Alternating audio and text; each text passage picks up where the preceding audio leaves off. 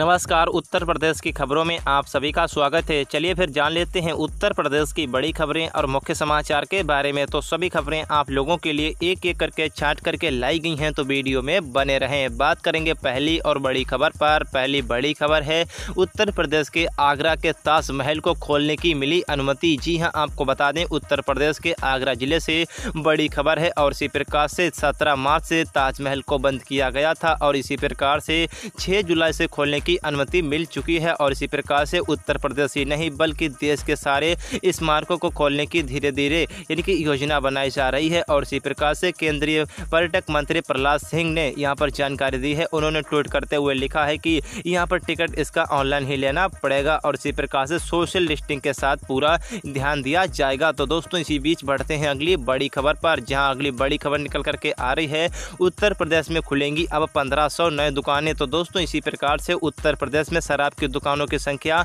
बढ़ाई जा रही है। पिछले चरणों में शराब की दुकानें जहां पर कम थीं, लेकिन आपको बता दें कि उत्तर प्रदेश में अब दुकानें करीबन 1500 दुकानें नई बनाई जाएंगी। अकेले ही प्रयागराज में करीबन 86 दुकानें और नई की जाएंगी। और इसी प्रकार से उत्तर प्रदेश के अलग अलग जिलों में यानी कि अलग तरीके से दुकानें बनाई जाएंगी। इसकी जानकारी उत्तर प्रदेश के मुख्यमंत्री योगी आदित्यनाथ ने दी है। और इसी बीच बढ़ते हैं अगली बड़ी खबर पर। अगली बड़ी खबर निकल करके आ रही है पेट्रोल और डीजल के दामों पर धरना प्रदर्शन। तो दोस्तों इसी प्रकार से उत्तर प्रदेश में बुधवार को कांग्रेस के जिला अध्यक्ष आशीष कुमार ने अध्यक्षता के सही यहां पर रखते हुए और इसी प्रकार से उत्तर प्रदेश में पेट्रोल और डीजल की बढ़ोतरी के दामों पर धरना प्रदर्शन किया है। जिला अध्यक्ष ने कहा है कि मोदी सरकार गरीब विरोधी है, लेकिन इन्होंने ये भी कहा है कि सिर्फ जनता को दिखावा करने के लिए और इसी प्रकार से जनता को गुमराह कर रही है ये सरकार। यहाँ पर आपको बता दें कि उन्होंने ये भी कहा है पेट्रोल और डीजल की कीमतों को फिर से घटाना चाहिए। और इसी प्रकार से करीबन 5 तहसीलों में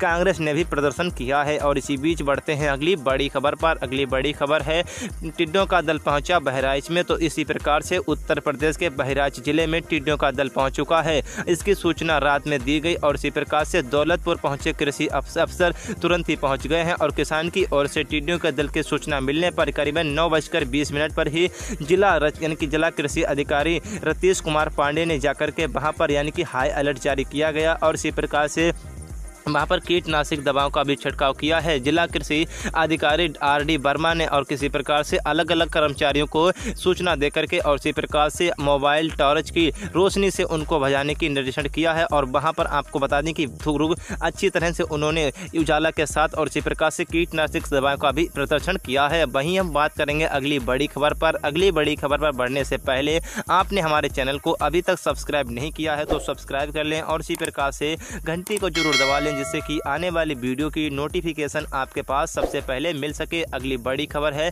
समय हुआ पूरा, रामपुर में 61% गेहूं खरीद रही है सरकार। तो इसी प्रकार से उत्तर प्रदेश के रामपुर जिले में करीबन 61% ही अभी दुकानी की गेहूं खरीदा गया है। और इसी प्रकार से करीबन 30 जून तक गेहूं खरीदने की मांग बढ़ाई गई थी, जो कि पहले 15 जून थी। इसी प्रकार से अब की बार गेहूं की खरीद कम रही है और इसकी जानकारी यहाँ पर आपको बता दें कि दी गई है। और इसी प्रकार से इसका लक्ष्य पूरा नहीं हो चुका है और इसी को लेकर के यानी कि किसका दाम बढ़ाया जाएगा या नहीं बढ़ाया जाएगा, तो इसके लेकर के जब भी कोई अपडेट आएगा तो हम आपको इसी चैनल पर सबसे पहले बता देंगे। तो दोस्तों इसी बीच बढ़ते हैं अगली बड़ी खबर पर, जहां अगली बड़ी खबर है संपूर्णानंद संस्कृति यूनिवर्सिटी डिग्री धारकों की होगी फिर से जांच। तो इसी प्रकार से डॉक्टर VR अम्बेडकर विश्वविद्यालय के साथ ही अब संपूर्णानंद संस्कृति विश्वविद्यालय में फर्जी प्रमाण पत्रों के साथ नौकरी कर रहे शिक्षकों की फिर से जाँच होगी। बेसिक शिक्षा विभाग ने यहाँ पर जानकारी दी है। और इसी प्रकार से संस्कृत विश्वविद्यालय शिक्षा ग्रहण कर करीबन 2000 से 2014 के बीच शिक्षक बने हैं अभ्यर्थी तत्काल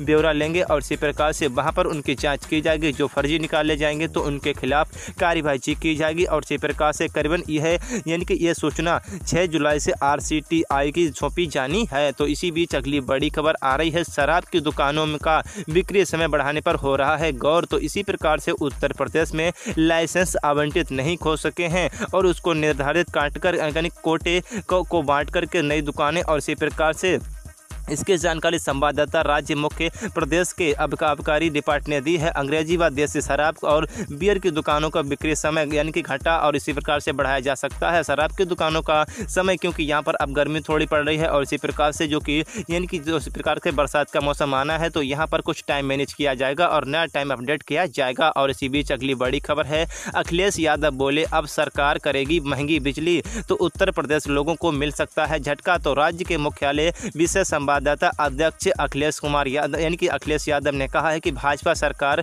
नोटबंदी जीएसटी लागू कर पूरे देश को यानी कि यहाँ पर झटका दिया है और इसी बीच यहाँ पर पेट्रोल डीजल के दाम भी बढ़ाए हैं और उन्होंने ये भी कहा है कि बिजली महंगी लेकर के गरीबों को झटका देगी। और इसी प्रकार से ऐसे लॉकडाउन की वजह से कई सारे लोग बेरोजगार हो चुके हैं, उन लोगों के पास पैसा नहीं है तो उन लोगों के लिए यानी कि सरकार को सोचना चाहिए। तो अगली बड़ी खबर है, राशन को नियमित वितरण 5 जुलाई से होगा। तो इसी प्रकार से जुलाई के महीने में राशन का वितरण 5 तारीख से यानी कि शुरू कर दिया गया है। बीते 3 महीने से नियमित तरीके से यानी कि हर पहली तारीख को हो रहा है और आपूर्ति विभाग अधिकारियों के मुताबिक इस महीने के करीबन पहले चक्र में राशन का वितरण 5 जुलाई से यानी कि यहाँ पर स्टार्ट हो जाएगा और 14 जुलाई तक चलेगा। और इसी प्रकार से दूसरे चक्र की प्रधानमंत्री गरीब कल्याण अन्न योजना के अंतर्गत निःशुल्क राशन दिया जाएगा जो कि 21 जुलाई को संभावना जताई जा रही है। और इसी बीच जो अगली बड़ी खबर आ रही है, जी हाँ, आपको बता दें कि जैसे कि मुख्यमंत्री योगी आदित्यनाथ ने दिए निर्देश, नोएडा, मेरठ, गाजियाबाद, हापुड़, बुलंदशहर और बागपत में